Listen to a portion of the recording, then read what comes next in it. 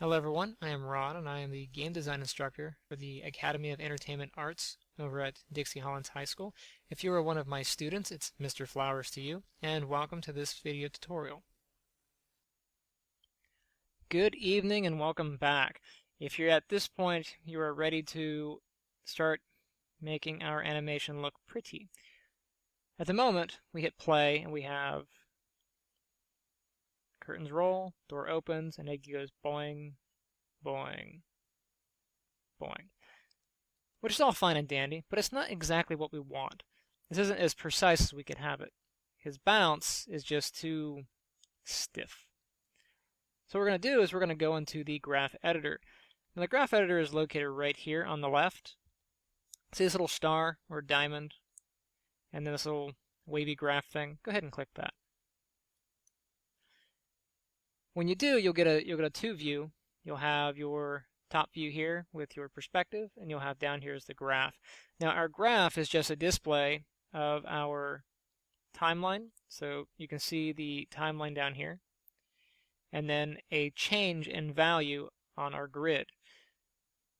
Now it doesn't really matter if it's up, down, left, or right on the grid. It's just some change in value on the grid. And then down here is a change in value over time. And that's all our animation is.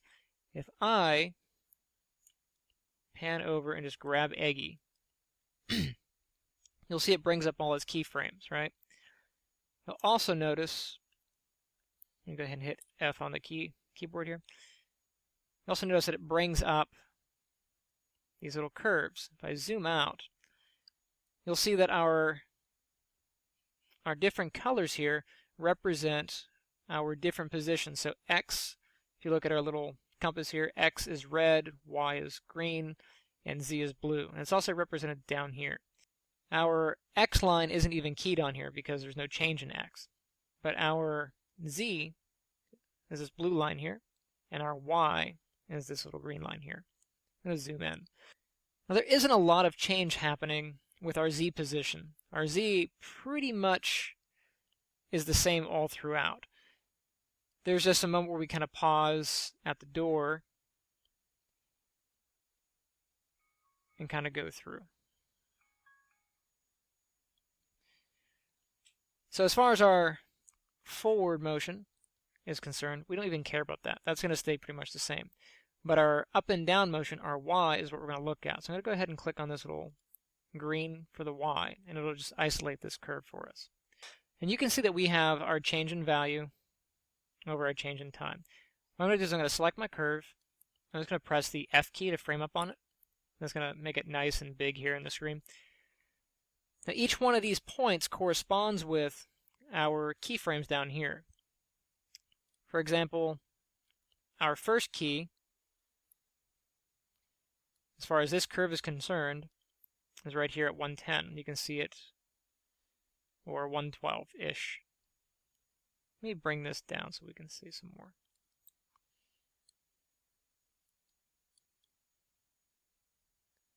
So right around 112, that's that one. This one here lines up with about 124. If I scroll forward, there's 124. About 136, that's that one. This one here, so on and so forth. So if I grab one of these guys, let's say I want to adjust, let me drag this back. Eggy doesn't start jumping till about right here. So let's say I wanted to adjust one of these handles. I can grab this, and if I pull it up or down, it's just like working in Photoshop, working with like the Bezier handles. Oh, it helps if you have your move tool selected. If your move tool is not selected, just hit W on the keyboard. I'm going to select the handle here. If you move it up or down, you can change the wave of this curve. So this updates in real time. So if I change, let's say I flip it all the way backward like this. What this does is it affects the fall off or the inward and outward progression of our keyframes. So if I come back here and I go scrub forward, you'll see that Eggy's going to jump. Bam, he's way out there, and he's going to come all the way down. And they bounce way back up when I was over here. Let me go ahead and hit Control Z. You can also move these. If I select this frame here and I middle mouse click and drag, I can move this keyframe, and you can see Eggy changing in position over here. Okay, gotta go ahead and Control Z that. So anything that we do here, or anything we do out there, affects this curve, and it also affects our animation. But you can see that as our animation goes, it's a very steady, as he jumps, it's a very steady jump up, and then a very steady decline down. I don't know about you, but whenever you throw something, gravity tends to, as it gets all the way up to the end of its arc, gravity tends to slow it down, and then gravity will gradually start pulling it faster and faster and faster until it hits the ground and then bounces again. But you can see as this line kind of comes down that it curves downward, and this little bend this way shows that it's slowing down in its decline. We want this thing to speed up.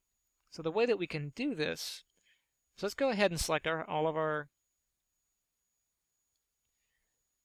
I want to put some weight on these. I'm going to go over to Curve. I'm going to come down to Weighted Tangents. What this is going to do is going to add some weight to our tangents. Each one of these little handles is our tangent. All a tangent is, let's say this is a sine wave. So if you ever had trigonometry or whichever, a sine wave is just a curve that goes up and down like this. A tangent is just some line that touches another line that doesn't actually cross through it, and that's all this little handle is. It's just touching the line. But now these are weighted.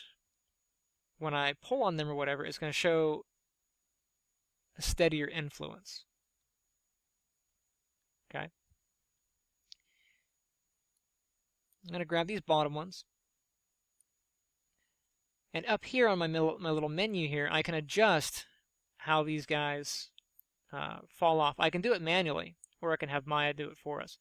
Let's say I want it to be a steady linear curve. I can just hit the linear button, and you see how it peaks this out? That's kind of cool, right? And if we were to play that, it's a very sharp drop. Up is slow, fast down. Up is slow, fast down. Now there are many different ways that we can adjust our curves. We could do that way. I can hit Control Z. There's sort of this guy right here. This breaks your tangents. That makes it so that you can influence them individually. This one kind of stair steps. And you can see as Eggy goes, it no longer curves upward. He's going to go straight all the way to here until he gets to the end. He's going to jump straight up. Bam. Jumps up, slides down. Jumps up, slides down. It's kind of like a heart monitor. Beep, beep, right? You go ahead and hit Control Z. So what I want to do is I want it so that he goes up, he's going to kind of slow down, hang for a second, and then gravity's going to start pulling him down faster and faster until he hits with a good, decent amount of force. So to do that, I'm going to go up to Linear, make sure that my tangent handles down here are selected. So I'm going to go ahead and marquee select on that.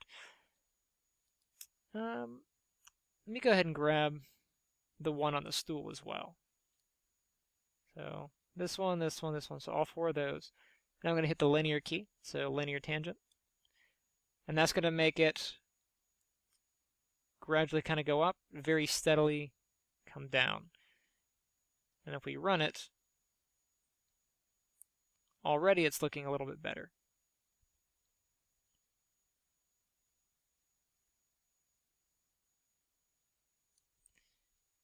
Go ahead and adjust.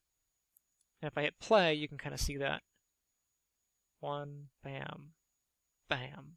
So now there's already, you can already see there's more weight to the way he's going to fall.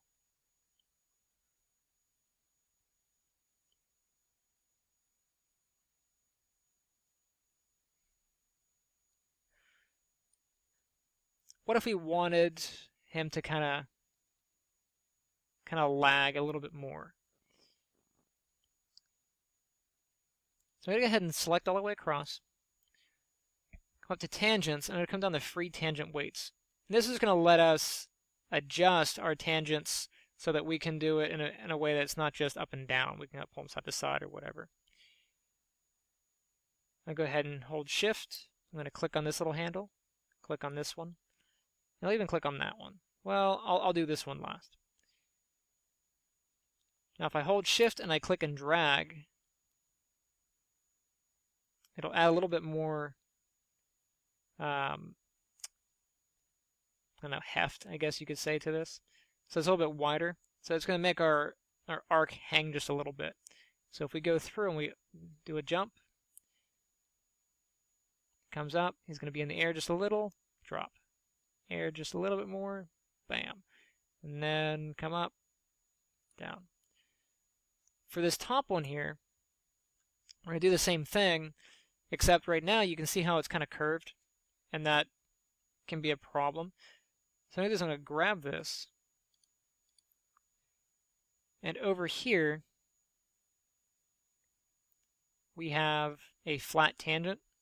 We can just go ahead and click that, and it'll flatten this off. And then we can go ahead and do what we did before. Hold Shift, and just kind of drag that out, and that'll bow it out for us. 1, 2, up, and then down.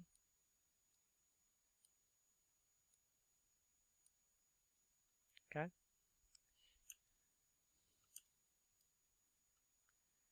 And if we go ahead and play this back, boing, boing, boing. You can see there's a bit of a hang there.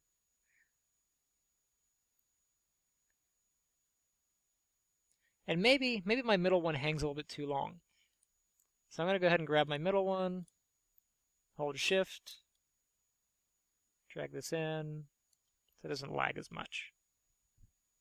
I do the same thing to the bottom, but I'm going to change it up just a little bit. This first curve here doesn't really change much at all, so I'm going to leave that one alone. But these ones in the middle, I want to go ahead and affect those.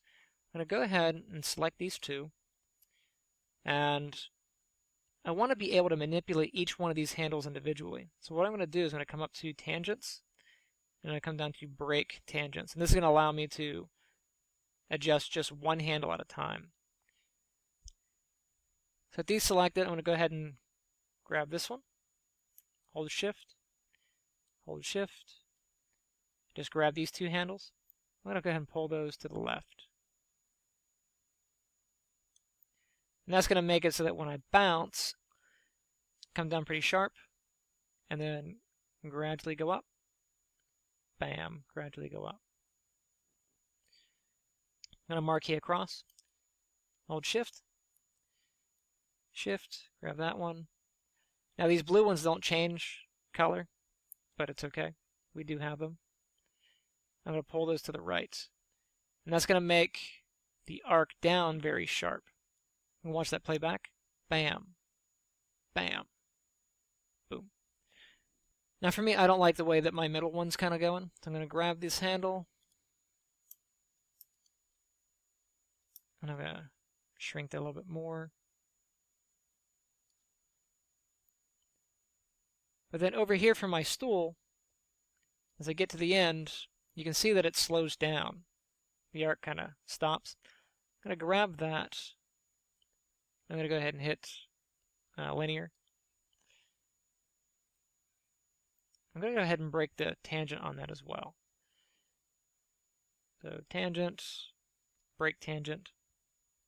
Select this guy, kind of bend it out to the right so it comes down really sharp.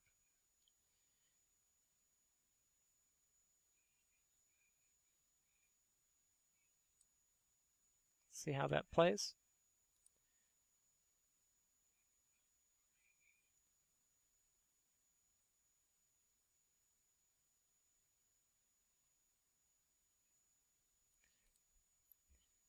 Okay. So this is going to do it for this video. You guys are welcome to continue working and adjust your curves to however you like. You can give it a steadier hang time, you can give it a sharper fall off, but go ahead and mess around with this, see what you can come up with. All right, and I will see you guys next time.